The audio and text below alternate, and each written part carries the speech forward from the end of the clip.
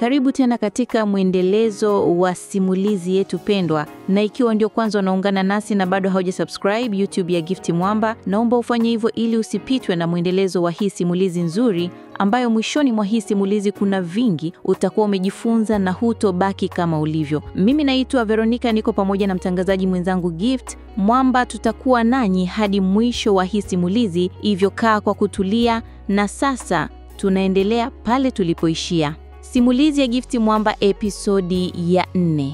Daudi akiwa ndani ya gari na rafiki yake Anthony anamwambia, nafikiri tumeongea mengi, naomba uyazingatie ambayo nimekuambia mimi rafiki yako, ila ukiendelea kulazimisha mapenzi kitakachokukuta utakuja kujutia baadaye.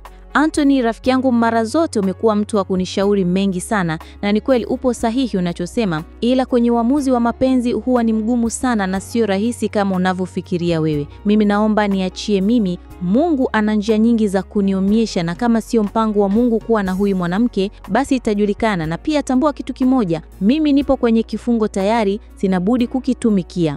Anthony akasema, haya bwana, na wewe kila unaloambiwa huelewi. Nilifikiri baada ya kushuhudia maovu ya mke wako itakuwa rahisi wewe kubadilika, kumbe hakuna kitu ambacho kimebadilika kwako. Hivi unafikiri Mungu atashukaje akuambie kuwa huyu mtu hakufai? Kwani Mungu anakuonyesha hadharani maovu ya mke wako lakini hata uyaoni? Okay, mimi sina la kusema tena. Ngoja nishuke niondoke mimi. Nakuja kwako tena itakuwa ngumu kwa sababu hata mke wako ameshanipiga beat na kuniambia maneno ya dharau. Sasa isiwe sababu ya mimi kutenganisha mapenzi yenu, ila kumbuka ulikuwa na marafiki mangapi na wote hawapo. Nimebakia mimi tu ambaye nakupa ushauri, lakini bado unaupuzia, na ungejua kinachoongeleka huko nje. Sasa naanza kuamini maneno, inawezekana umepewa dawa kweli, ndio maana yote unaona sawa tu. Daudi akasema, toa mawazo potofu na wala usifikie huko. Wewe ni rafiki yangu, tabaki kuwa rafiki yangu, na ushauri wako sio kama na upuzia.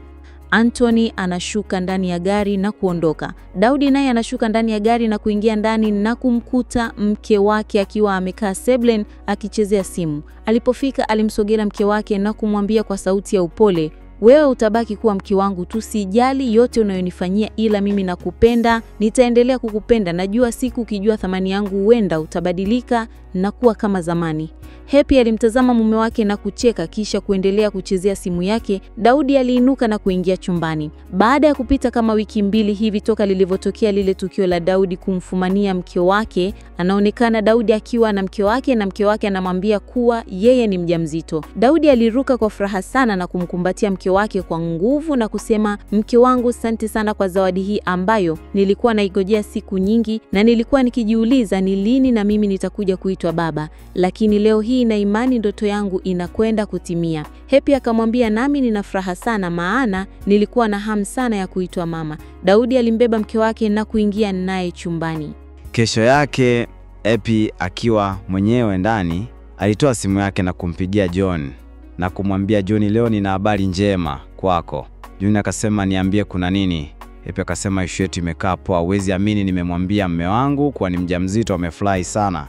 John akasema, mimi nilikwambia kwa jinsi alivyokuwa na hamu ya mtoto atayasahau yote. Happy akasema, lakini John, muda mwingine moyo unaniuma sana. Naona kama unafanya sio poa.